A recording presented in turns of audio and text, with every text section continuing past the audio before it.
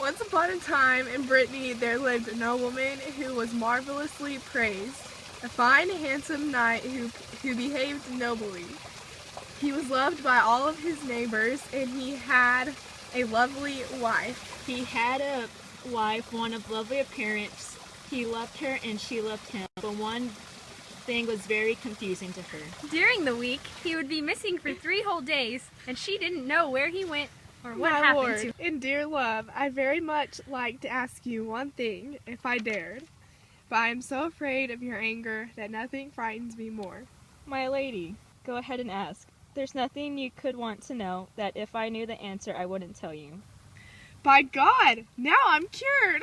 My lord, on the days when you go away from me, I'm in such a state, so sad at heart, so afraid I'll lose you, that if I don't get quick relief, I could die of this very soon. Please, tell me where you go, where you have been staying. I think you must have a lover, and if that's so, you're doing wrong. My dear, have mercy on me. For God's sake, harm will come to me if I tell you about this, because I'd lose your love and even my very self.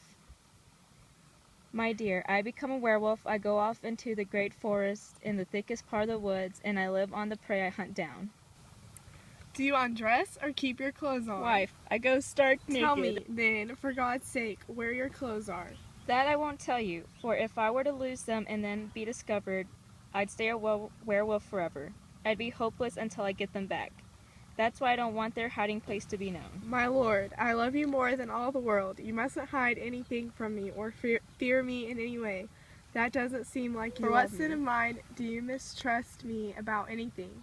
Do the right thing and tell me. Lady, near the woods beside the road that I used to get there, there's an old chapel and has often done me good service.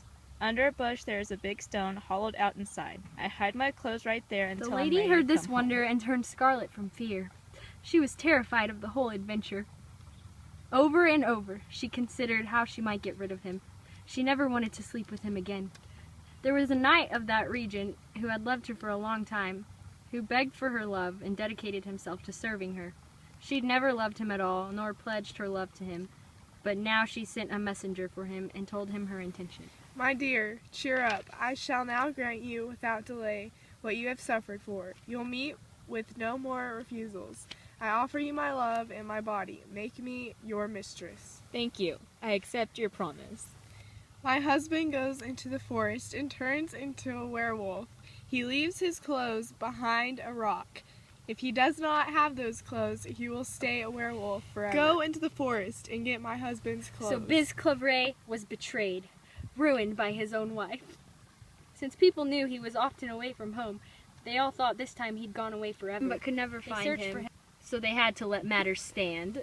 The wife later married the other knight who had loved her for so long. A whole year had passed, until one day the king went hunting. He headed right for the forest, where Bisclavret was. He took hold of the king's stirrup, kissed his leg and his foot. The king saw this and was terrified. He called his companions. My lords, come quickly. Look at this marvel. This beast is humbling itself to me. It has the mind of a man, and is begging me for mercy. Chase the dogs away, and make sure no one strikes it. This beast is rational. He has a mind. Hurry up. Let's get out of here. I'll extend my peace to the creature. Indeed, I'll hunt no more today. Thereupon the king turned away. Bisclavret followed him. He stayed close to the king and wouldn't go away. He'd no intention of leaving him. The citizens were required by the king to take very good care of the magnificent creature known as Bisclavret. The king held a court to help him celebrate his feast. Among the knights who went was the one who had married Bisclavret's wife. He neither knew nor suspected that he would find Bisclavret so close by. As soon as he came to the palace, Bisclavret saw him, ran toward him at full speed, sank his teeth into him, and started to drag him down. Twice that day he tried to bite the knight. Everyone was extremely surprised, since the beast had never acted that way toward any other man he had seen. The wife heard that Bisclavret was so close by, and went the next day to speak with the king. Bisclavret saw her coming. No one could hold him back. He ran toward her in a rage, and tore the nose off her face. A wise man said to the king, My lord, listen to me. This beast has stayed with you, and there's not one of us who hasn't watched him closely, hasn't traveled with him often. He's never touched anyone or shown any wickedness, except to this woman. By the faith that I owe you, he has some grudge against her and against her husband as well. This is the wife of the knight, whom you used to like so much and who's been missing for so long. We don't know what became of him.